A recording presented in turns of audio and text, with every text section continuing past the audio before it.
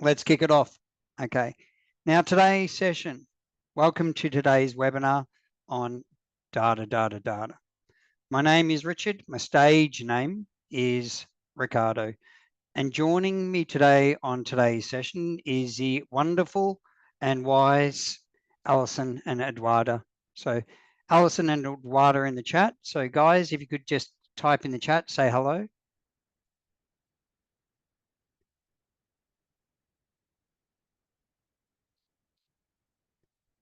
Okay.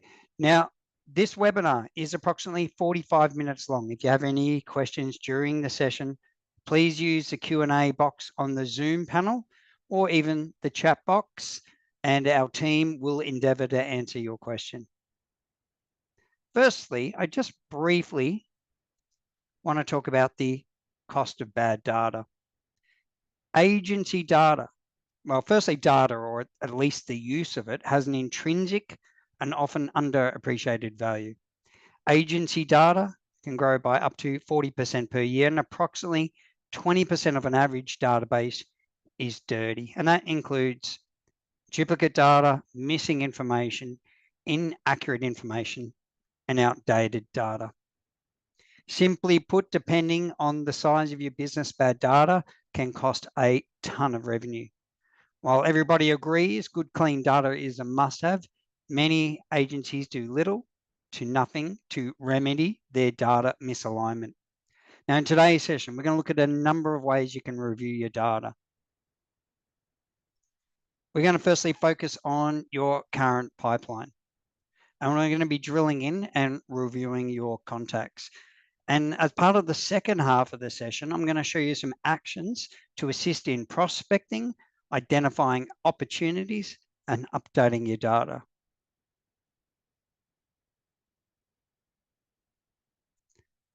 So first, let's look at reviewing your pipeline. Now, I'm going to turn my camera off at this point so we can just focus on the content at hand.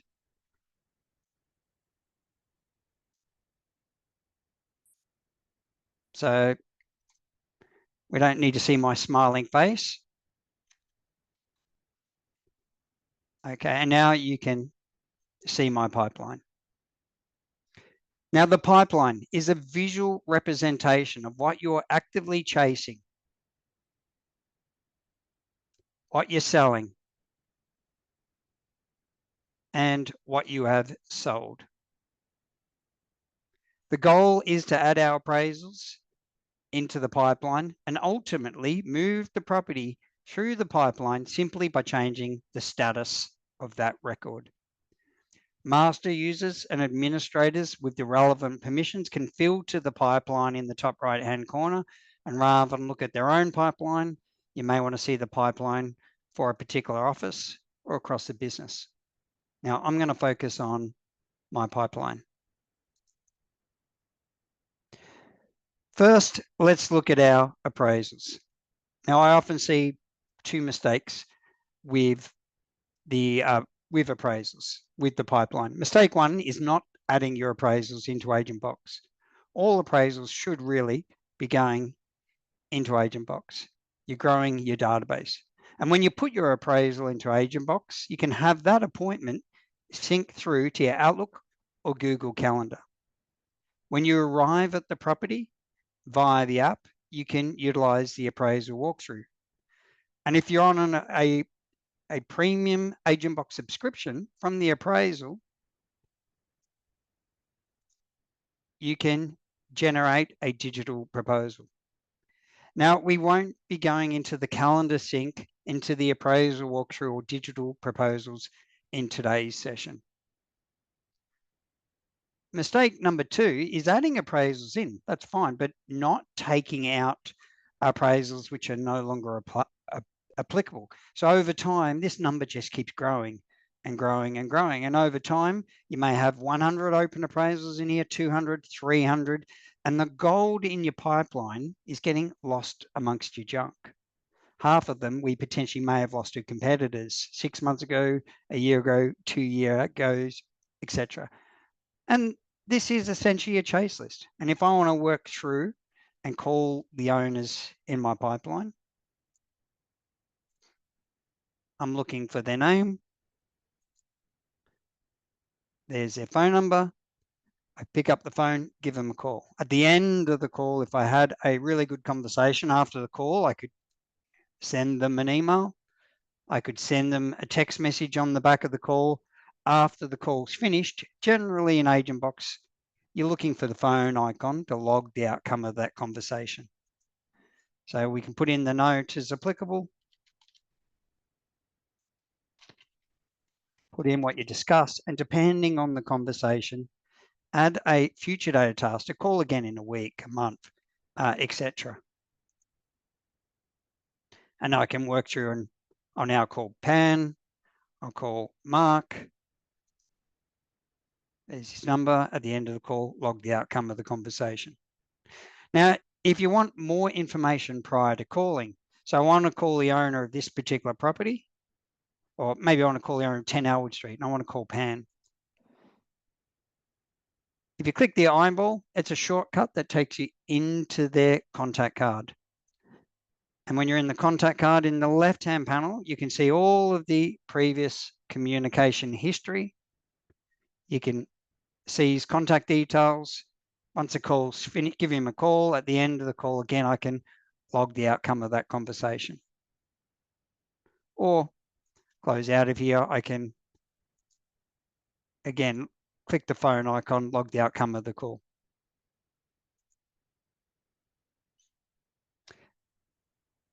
Now, if you're working through the pipeline and you deem, look, actually, I don't want to give the owner of this particular property a call. There's no need to call Delbert. So rather than call him and log the outcome of the call, I potentially may want to add a future data task, so nothing falls through the cracks. So in this case, no need to call Delbert in the next today. I'll go in and add a single task, and I'll give him a call in approximately 2 weeks' time.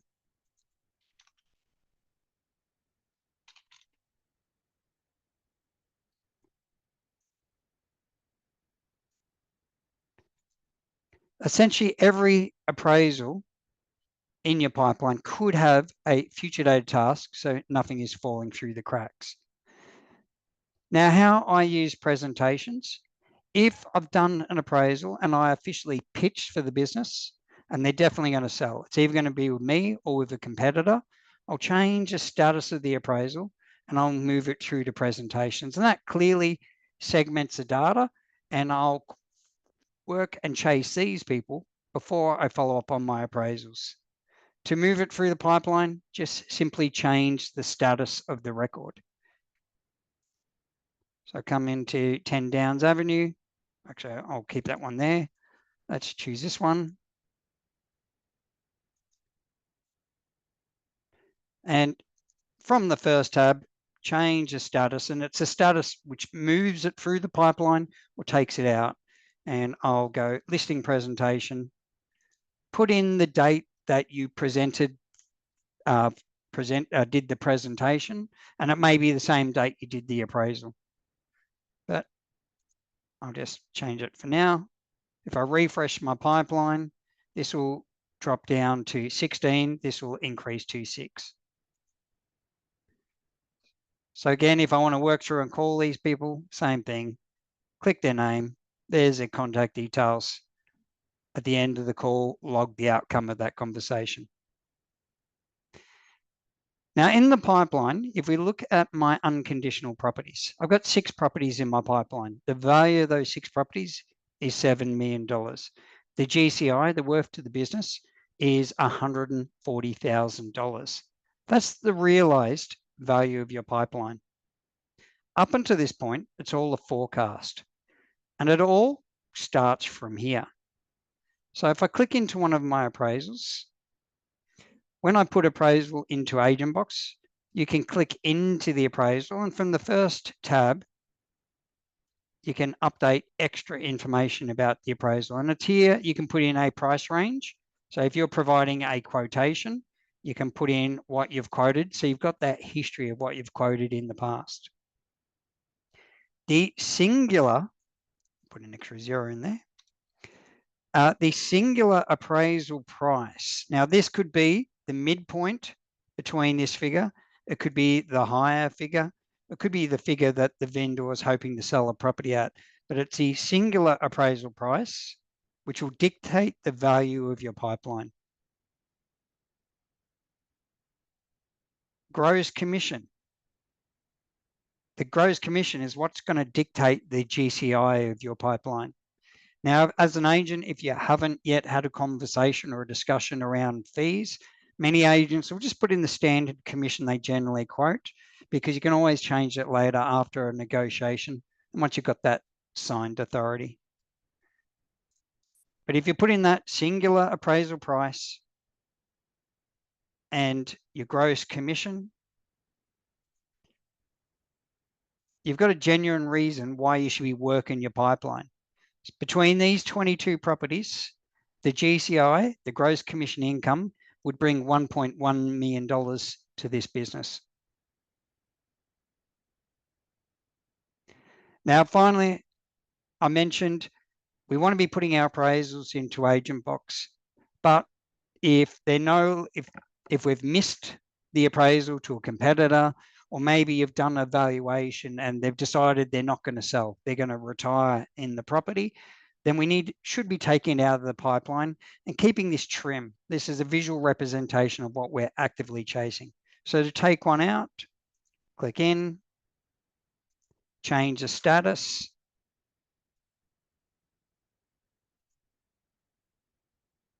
and we can mark it as cancelled or missed as applicable.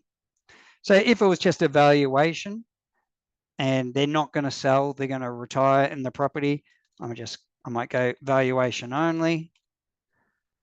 I'll mark it as cancelled and save. If I've lost it to a competitor, missed, lost to Ray Green. Now, even though you might have cancelled the appraisal and take it out of the pipeline, and if I refresh my pipeline, that will drop down to 15. If you've cancelled or missed, that data is still in your system. So you could still add a follow-up task to check in 6 months' time, 12 months' time as applicable. So to add a future dated task, you're always looking for the tick icon. From here, I'll create a single task.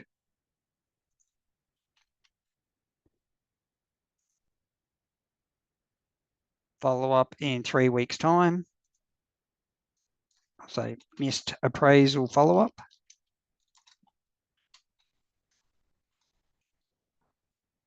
And if you're adding a task directly from the appraisal, sometimes you'll have 2 homeowners linked to that appraisal. So you would need to select which contact you want to assign that task to. And let me have a look. I've just got the one prospective vendor. So I'll just come in here and add Delbert.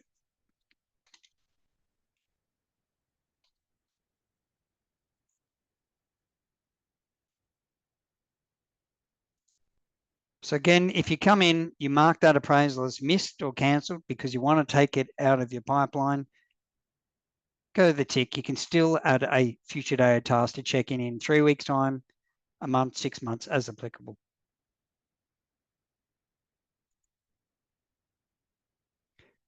So with your appraisals and your presentations, conduct an audit on these records. This is the low-hanging fruit in your database, and we want to be across that.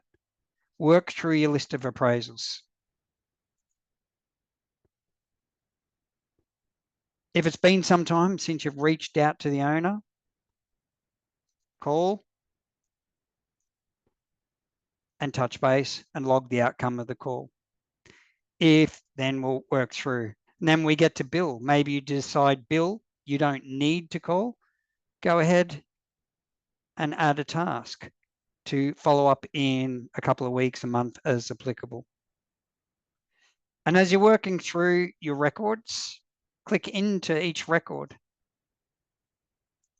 Ensure that you've put down the price range that you've quoted in the past. And put in a singular appraisal price, which could be the midpoint, it could be the higher figure.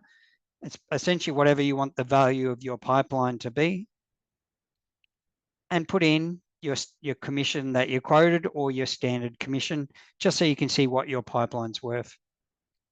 And finally, change your status if applicable.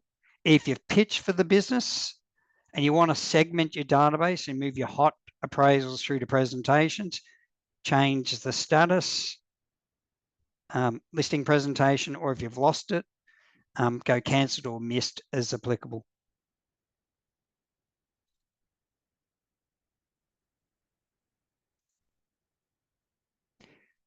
Now, I want to drill a little deeper and show you how you can report on your appraisals. Now, what I'm going to cover here is relevant for the sales manager. It's relevant for individual agents. To report on your appraisals, go to the pie chart down the bottom. It's under agent reports, and you're looking for the appraisal report. Now, with the appraisal report, select the relevant date range. Maybe I want to find all appraisals we've done in the calendar year. And if I search on that, in this calendar year, we've done 73 appraisals. Now, whenever you do a search, if the data doesn't look correct, you can just click refine search, change up some of the filters, or you could conduct a new search. Now, when sales managers run this report, it can be beneficial to group the data by appraisal agent. And if I search now, you can see Ricardo Homes did 73 appraisals. And if I scroll down, Trisha has only done the 2. So I might have to have a few conversations with this lovely lady. She's actually my partner, so it could be a strong conversation. But anyway, moving on. Let's do another search. If you're a sales agent and you're reporting on your appraisals, it can be beneficial to group that data. So select the date range on the appraisals you want to search for and group that data via the current status of the property. So I can see of the appraisals, the 73 appraisals I've done, 16 are still at the appraisal stage. 6, we won the listing, they're currently available. 16 have been cancelled, etc. Now, finally, maybe you want to report on missed or cancelled appraisals. And that's why some agents are a bit nervous about, they've got 200 open appraisals in here, but some of them are just really old data and they're afraid of marking them as missed or cancelled because they can't find that data. You can run your report, do the appraisal report. And of all of the appraisals I've done, let me look at my appraisals in 2023. So from the 1st of the 1st, 2023 to the end of the year. And I'm just going to focus on those appraisals where the current status of those appraisals are cancelled and missed. And then I'm going to again group my data because I'm doing it for myself as the agent by the current status. And there's my 10 cancelled appraisals in 2023. So I probably work through and I'll give the vendors a call and just touch base.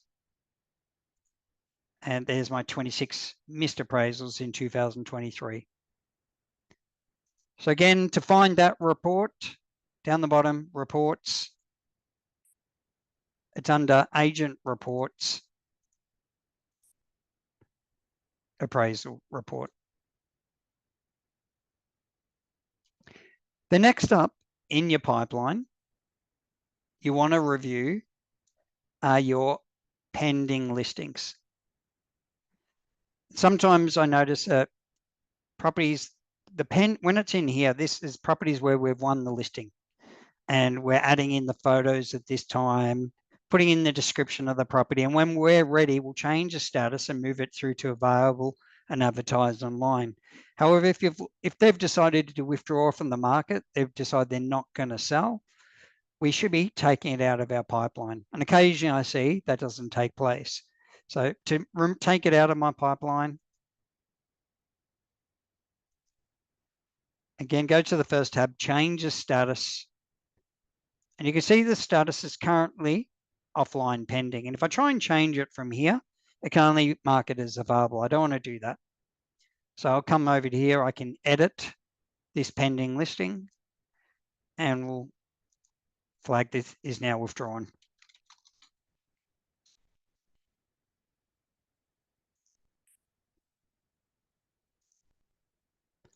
So review your pending listings. I'll just refresh that. I'll drop down to 6. Now, you personally, as an agent, you may not have the permission to change the status of that pending listing.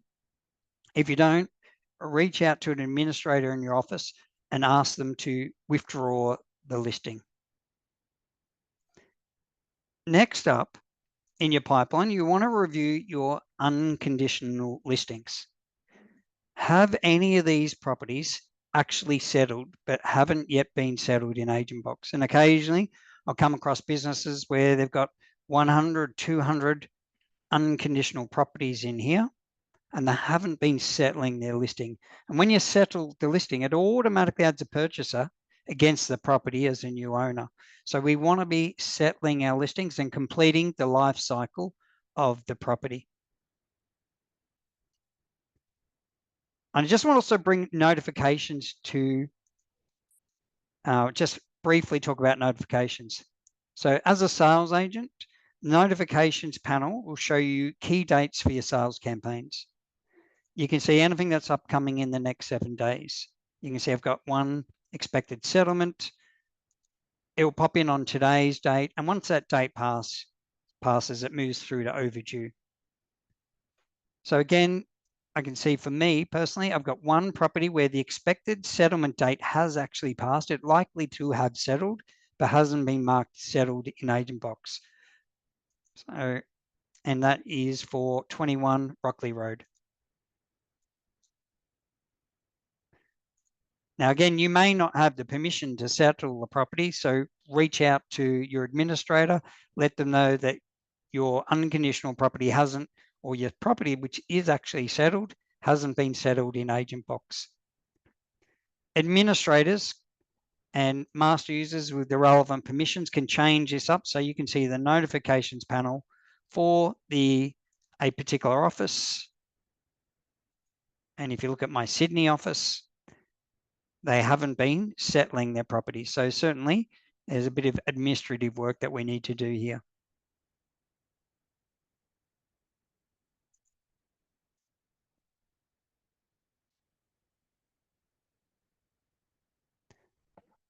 Okay.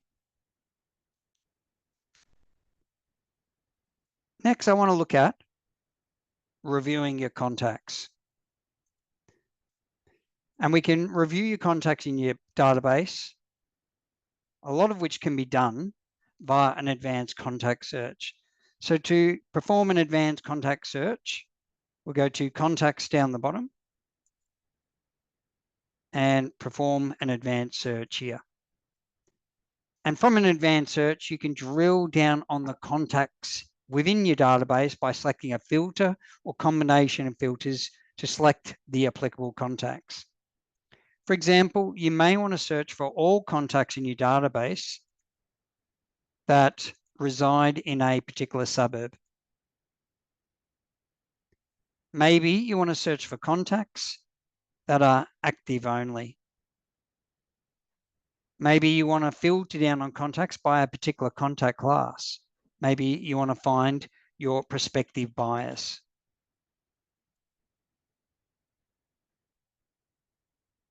And whilst you're looking for your prospective buyers, you might drill down further and filter down via their buying requirements. Maybe you're looking for prospective buyers that are looking for an apartment because you just listed an apartment in a particular they're looking in a particular suburb or suburbs. And we can enter in a price range.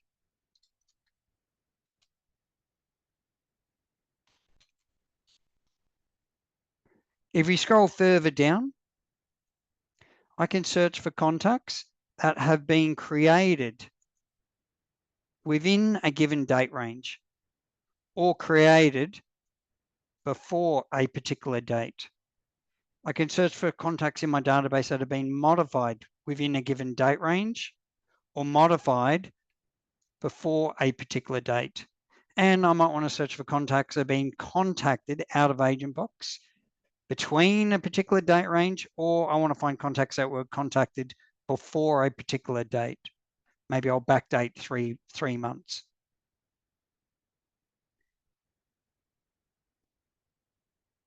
So I'm going to run through 5 different searches we can do, which can help you assist you in assessing your contact database, identifying risks and opportunities. And as I go through this, if you've got AgentBox up on another computer, I recommend running the same search yourself, generating and even saving the searches into your own CRM, which I'll show you how to do later. Now, after this webinar, we will be sending a recording of this webinar to all webinar participants, so you can refer back to this video at a later time. But we're going to review your contacts and look for those contacts that don't have an email, not subscribe to newsletters, those that don't have a last name. Maybe we're going to look at prospective buyers, which were last modified over 6 months ago, and work through. And there's quite a lot of prospecting opportunities out of this. And we're going to look for owners that don't have a future dated task or activity schedule.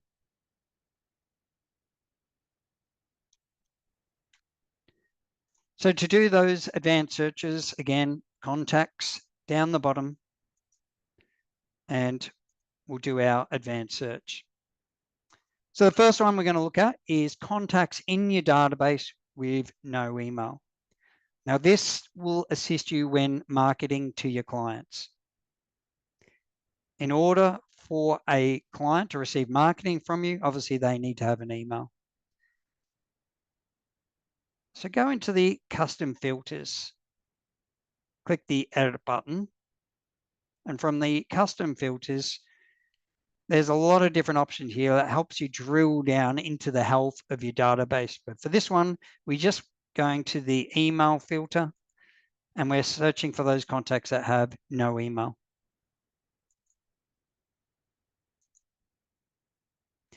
Now, if you're drilling down and just identifying the health for your contacts as an individual agent, if you scroll further down, you might just want to find the contacts that are assigned to you, Ricardo.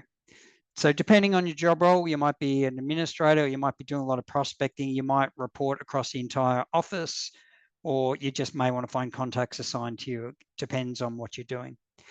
Now, if you're working in a closed database and you can't see anyone else's contacts, you won't have this as an option. By default, you're just searching for your contacts.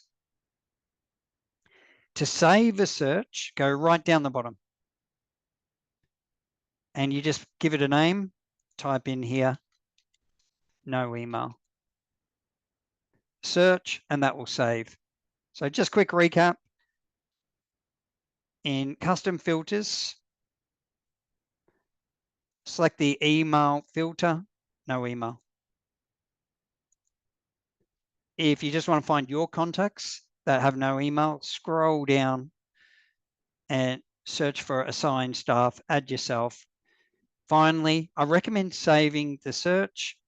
Put it in no email as an example, search. And you can see I've got 1,130 contacts with no email. Now, there can be a bit of work working through here, calling the relevant people. Now, I could further refine this search.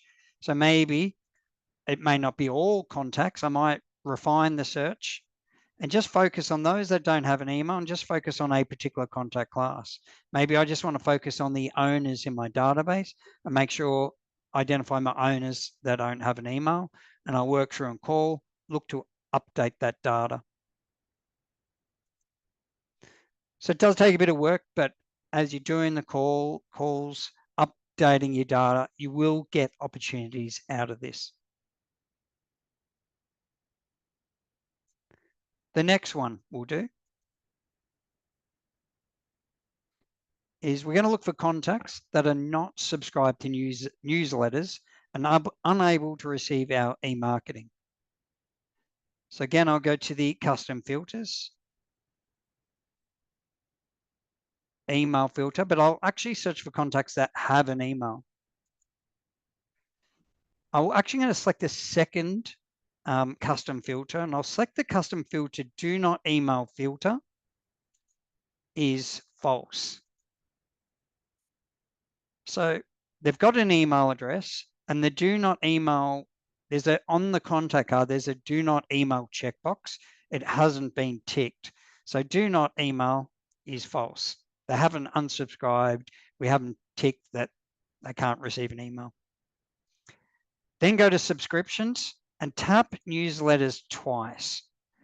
That's searching for the contacts who are not subscribed to newsletters and they're unable to receive your e-marketing. I'm going to focus on active only. Again, if you just want to find your contacts not subscribed to newsletters, depending on the contacts you're working through, I'll go to assign staff, Ricardo. And again, I recommend saving the search. So go down the bottom, give it a name, no newsletter subscription. So again, quick recap, custom filters, I'm selecting has email, and do not email is false. I'm tapping newsletters twice. I'm selecting active only. And then I'm going to filter down just on my contacts where I'm assigned against that contact card. Put in the name, search, and that will save it automatically. And we'll come back to the save searches shortly. So let's conduct a new search. The next one I want to cover is the contacts in your database with no last name. It can be a little painful if you've got 50 Johns in your database. So we want to potentially work through call, update that data, touch base, etc. So again, go to custom filters, last name, no last name. Again, now with contact, when you're filtering down on no last name, I'm actually now going to select the type of contact as a person. A business obviously won't have a last name. So we're looking for any contacts that are a person with no last name. Again, I might link search just for the contacts I'm assigned to in assigned staff and save that search. No last name.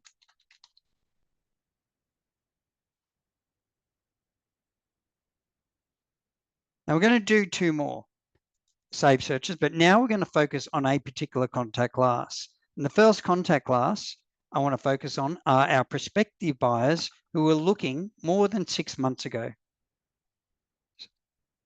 So firstly, because I'm going to treat this also as a prospecting activity, we'll filter down on the prospective buyers. If I go to custom filters and find those prospective buyers that have a mobile.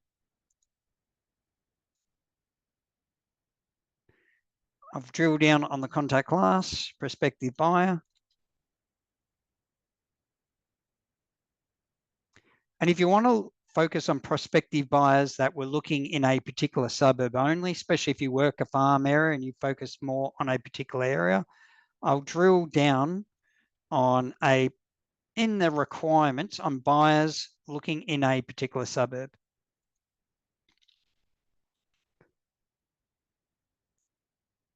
Or maybe we want to keep it open-ended.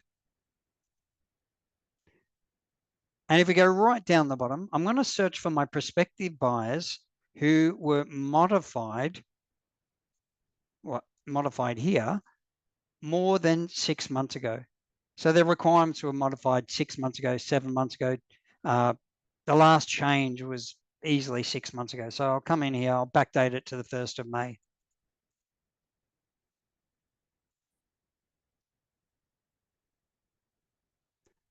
Again, I might, again, filter down on contacts I'm assigned to. Depending, you might want to search for all, depending on your role and what you're doing. And again, I'm going to save that search. Prospective buyers.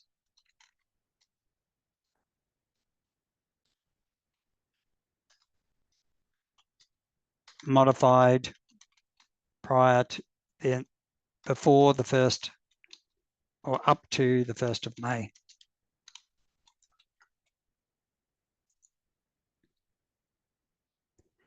Now, when you run this search, you're likely to get some big numbers. I got 1,500 here. This is old data that simply hasn't been cleaned. We haven't checked in with our buyers.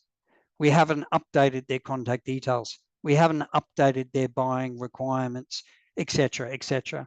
Now, the benefits of running this search, it's not just to clean your data, but use it as a prospecting activity. Now, if these were a genuine buyer over 6 months ago, there's a good chance they've already bought. So therefore, they're actually no longer a prospective buyer.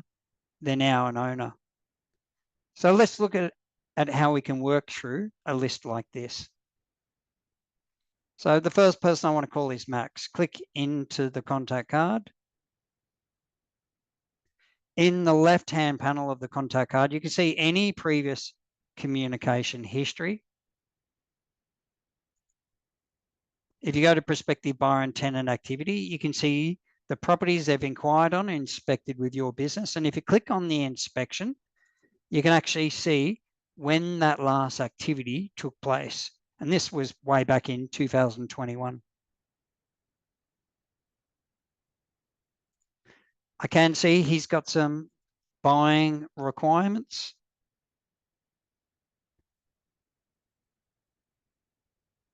And he's not related to any properties in Agent Box. So I'll pick up the phone, I'll give him a quick call. And when I call him at the end of the call, I'll log the outcome of the conversation. We'll say I had a really good conversation. And I'll just flag that we got through, prospecting call. And we'll say that he's purchased 15 Cooper Street, Brighton, and he's also looking at purchasing an investment property. So we've logged the outcome of the call, but now let's go in and update the data in this record. So firstly, we know he lives at 15 Cooper Street. So I'll go to the contact card tab. I'll put in that address.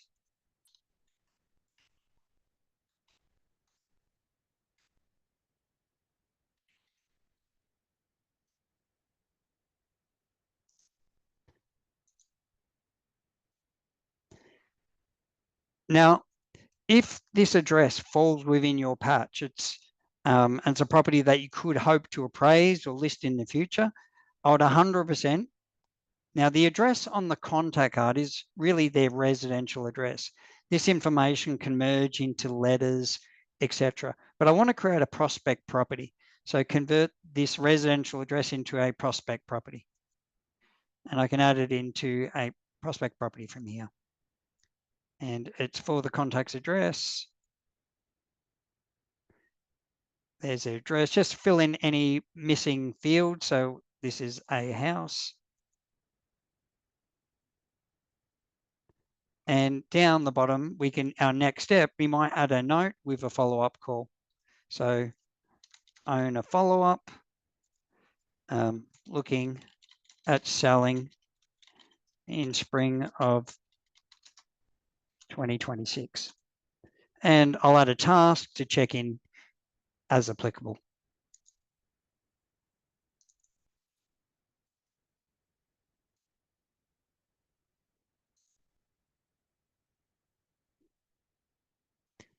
Cool.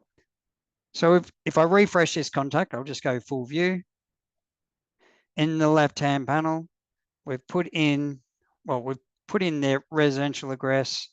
I've created a prospect property, and that prospect property is now linked to the contact in related properties. And there's 15 Cooper Street. If I identify he owns additional properties, I can go in and add in property 2, 3, and 4.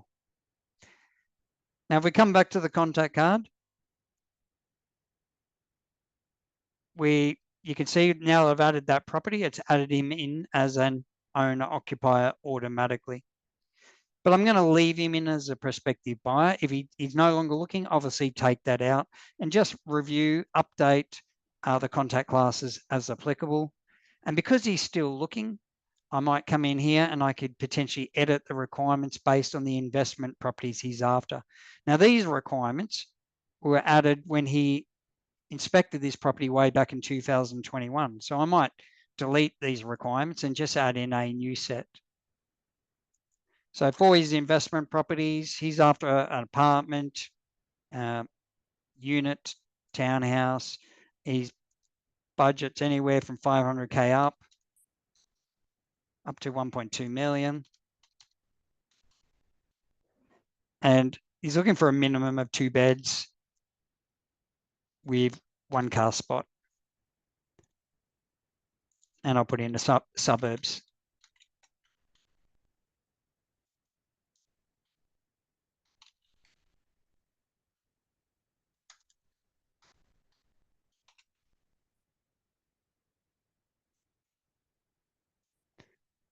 And finally, I may want to just double check on this contact card, have they been subscribed to newsletters? So I can bulk communicate to this person in the future. Save, job done. We've now cleaned this contact. So again, quick revision on that. We want to work through call Gil. Click into the contact card. If you identify that they're no longer a buyer, they're now an owner, and you've identified what that address is that they live in, we can put in their residential address. And once you put in the property, create a prospect property for it. I haven't actually put in the address, but put in the address and create that property records. If they're no longer looking, I'll come down here and I'll remove prospective buyer. And if they're no longer looking, I would delete their requirements. And again, clean this contact. So certainly there'll be a lot of opportunities working this list.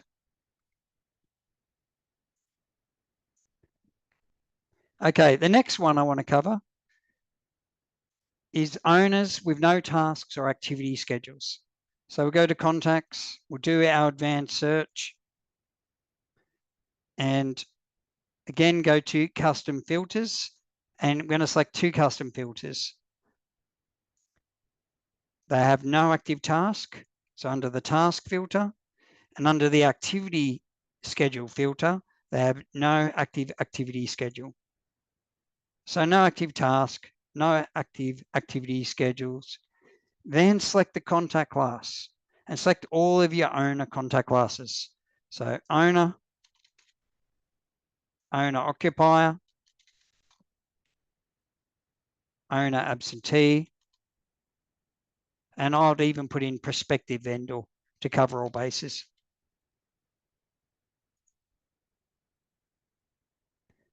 Again, filter down on the owners where you're assigned against those owners. Save that search. Owners with no tasks. And you see I've got 343 owners that I've had a touch point with that have a no future date and task, a lot of opportunities falling through the cracks, a lot of leakage. So to add a task, click into the, and you can see I've got 343. I'll click into Henry. I'll add a task for when I want to check in with him next. And let's go owner follow-up. And I'll do most of my prospecting every Tuesday. I'll put it for next Tuesday.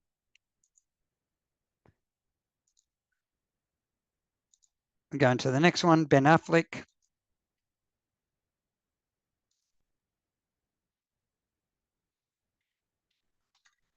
Owner follow-up. Again, I'll do this next Tuesday. Cool.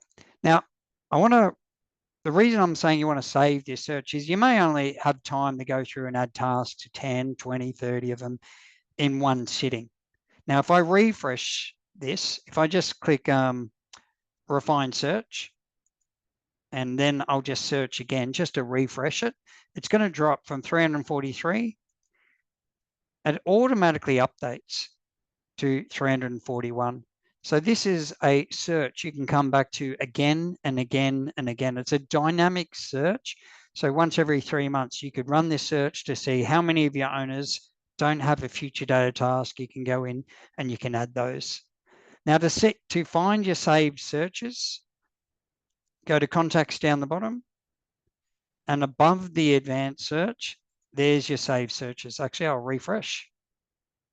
So contacts. And there's my contacts that don't have an email address, my contacts that don't have a last name, those that don't have a newsletter subscription or owners with no tasks, and prospective buyers modified up to the 1st of May.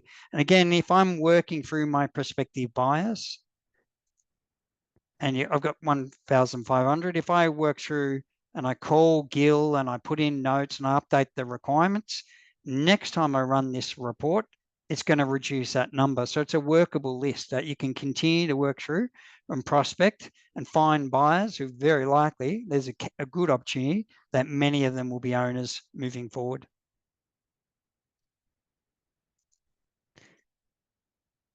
Now, again, to wrap up, if you create a save search, and I'm just going to create one more save search, advanced search, I'll go right down select your relevant filters, go down the bottom, put in a naming convention and search.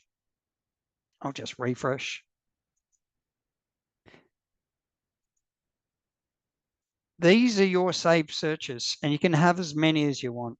But if you want to delete a saved search down the track, you simply just run it and refine search, and you can remove that saved search.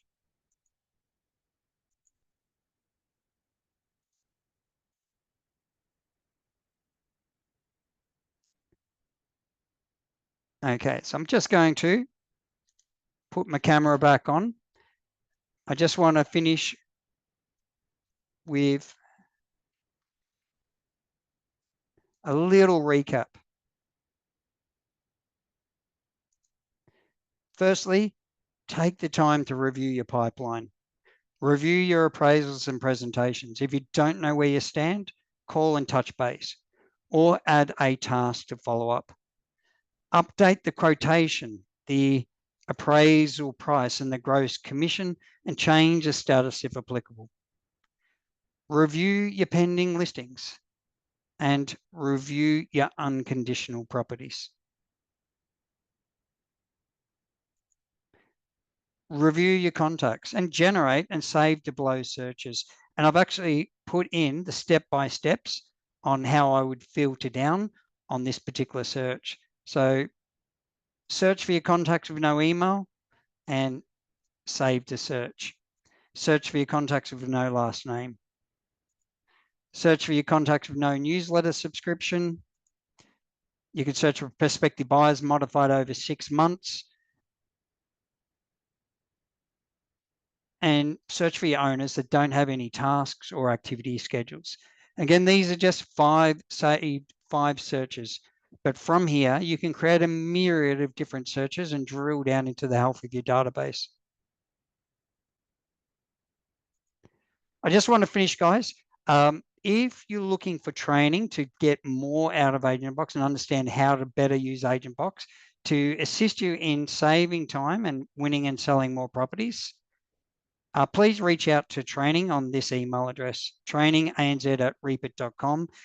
Training that we can do can be one-to-one for you as an individual or for the team, and it can be online and it can be on-site in your office.